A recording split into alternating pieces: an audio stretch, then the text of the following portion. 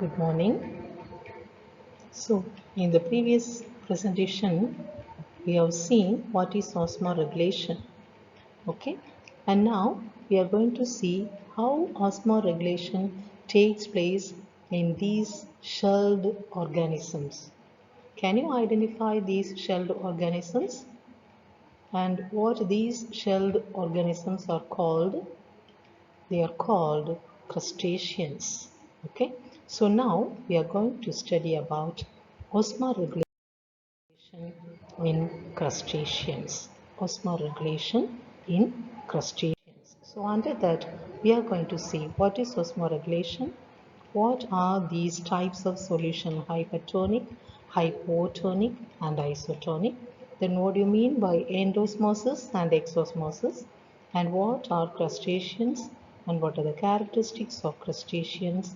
And what is osmoregulation in crustaceans? Okay. So first, as you know, what is osmoregulation? See, it is the process of maintaining salt and water balance across the membranes within the body. So it is the process of maintaining salt and water balance across the membranes within the body. So here you can see this is the membrane. Okay, this is the membrane. Okay, and all these red molecules are solute molecules, salt molecules, and all these blue are water molecules. So maintenance, osmotic balance within the body is called osmoregulation. And now we will see the different types of solution. Different types of solution. See, the first one is hypertonic. Okay, hypertonic. The second type of solution is isotonic. And the third type of solution is hypotonic. See here, from the picture itself, you can see some differences between these three types of solutions. Okay, we will see them one by one. The first one, that is hypertonic solution. Here, the solution outside of the cell is more concentrated than the cells inside. So what will happen?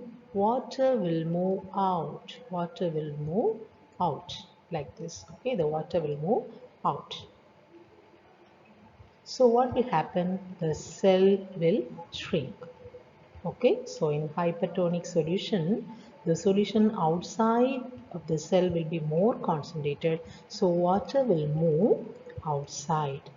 Okay, right? So as a result, the cells will shrink. Then the second type of solution, that is isotonic solution. Here what happens? The concentration of water out of the cell and also in a cell will be same. Will be of same concentration. So what will happen? The water will move inside as well as outside. So from the cell also water goes out. Then from outside also water gets in. So there will be no change in the cell shape. Okay.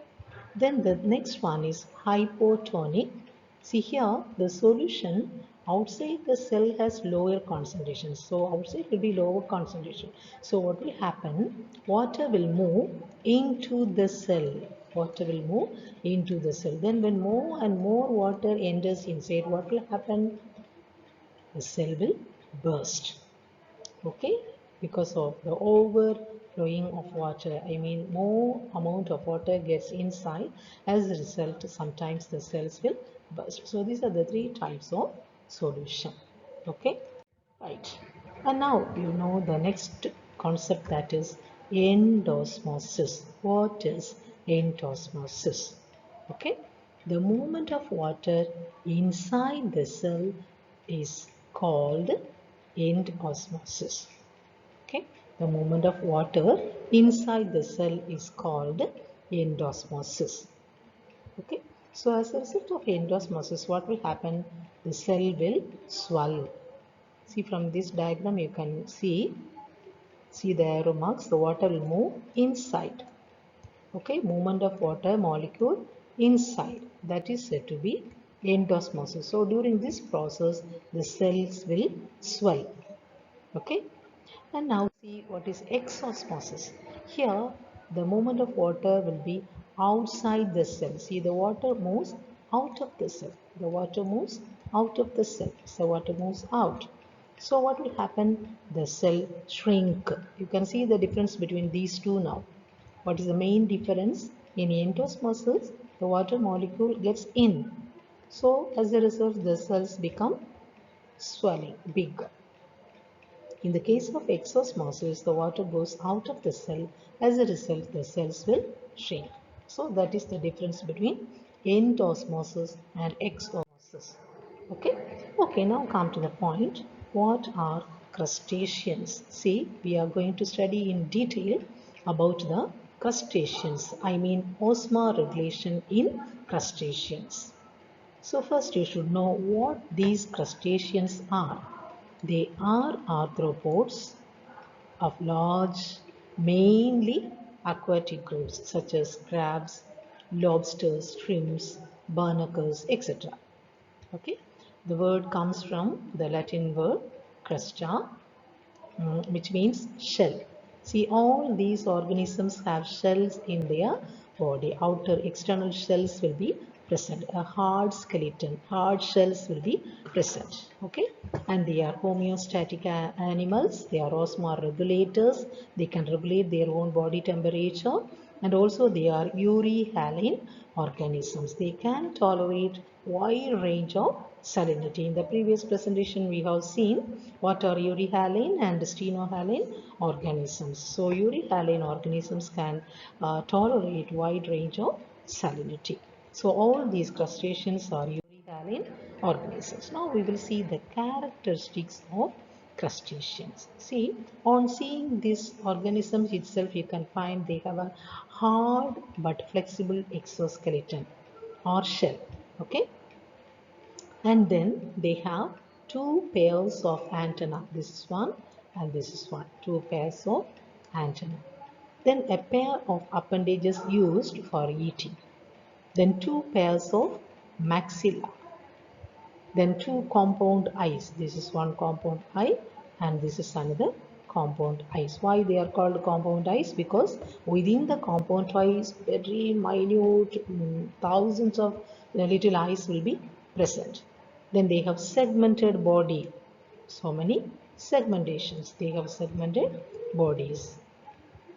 Okay. Then they have gills present. Right.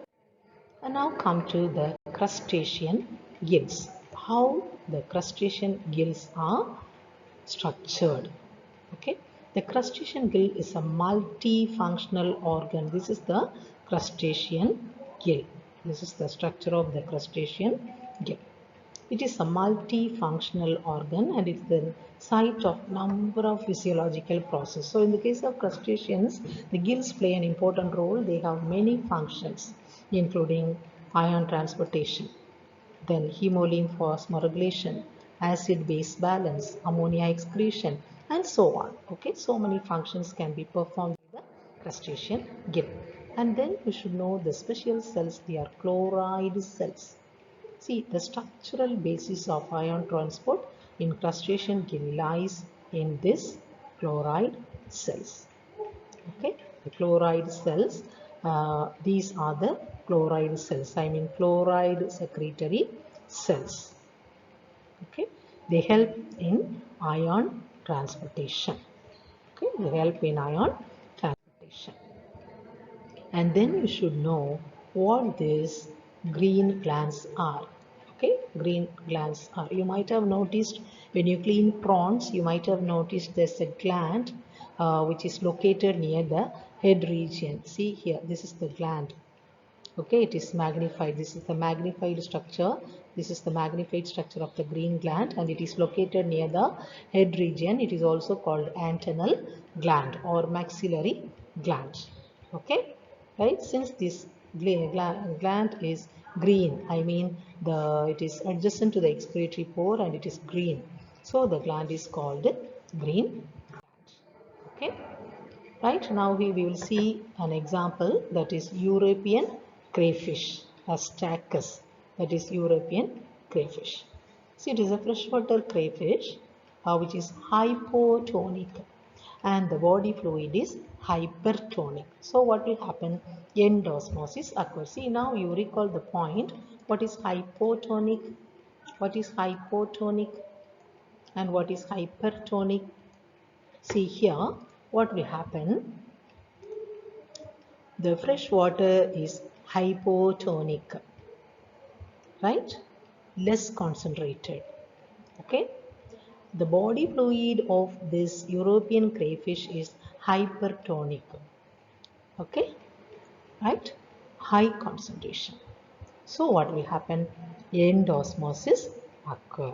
Okay. So endosmosis occurs. The fresh water enters into the body fluid. Enters into the body fluid because here the concentration will be high.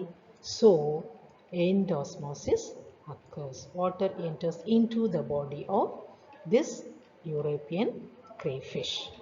Okay. So here what will happen? Endosmosis occurs. Okay, right. And what is the function of this green glands? It helps to remove excess water in the form of urine. So the main function of these green glands, see here's the green gland. The main function of the green gland is to remove excess water in the form of urine. Okay, so during this time, what will happen when more water is removed, along with the water some salt also will be lost, and so this lost salt should be balanced.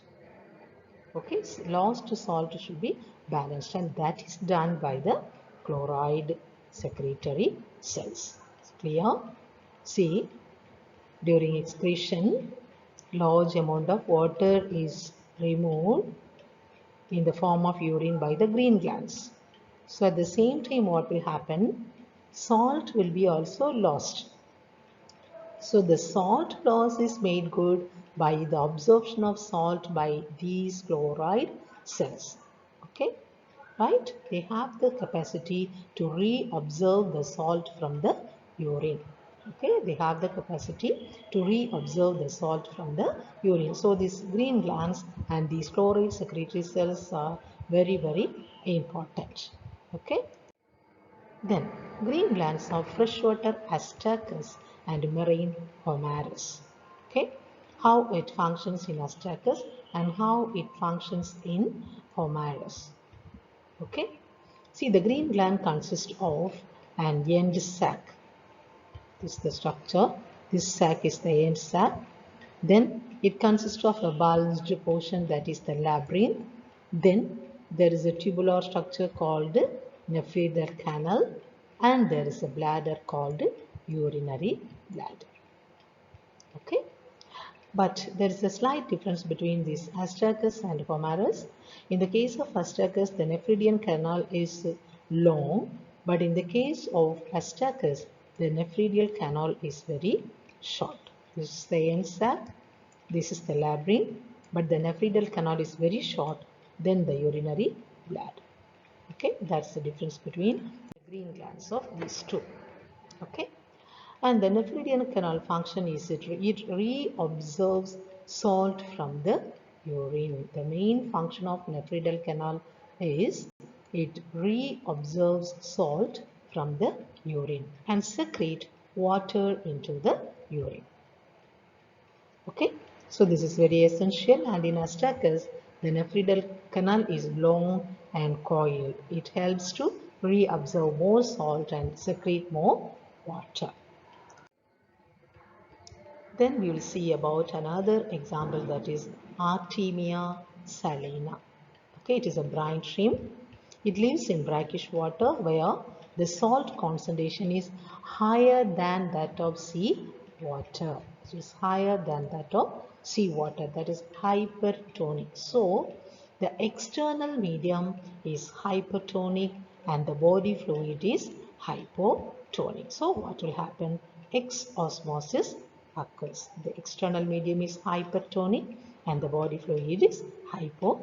hypertonic. So exosmosis takes place, movement of molecules from inside the body to the surrounding medium. The next example is Carcinus. Carcinus is an estuarine crab. It lives in estuaries. It lives in sea where the river flows. Sea normally that place consists of the brackish water. Sea where the fresh water and the salt water mixes. That is the brackish area.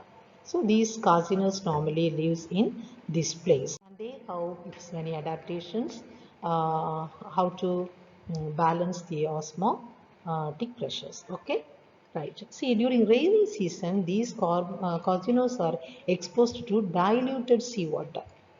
So what will happen? The external medium will be hypotonic, body fluid will be hypertonic. So automatically endosmosis occur.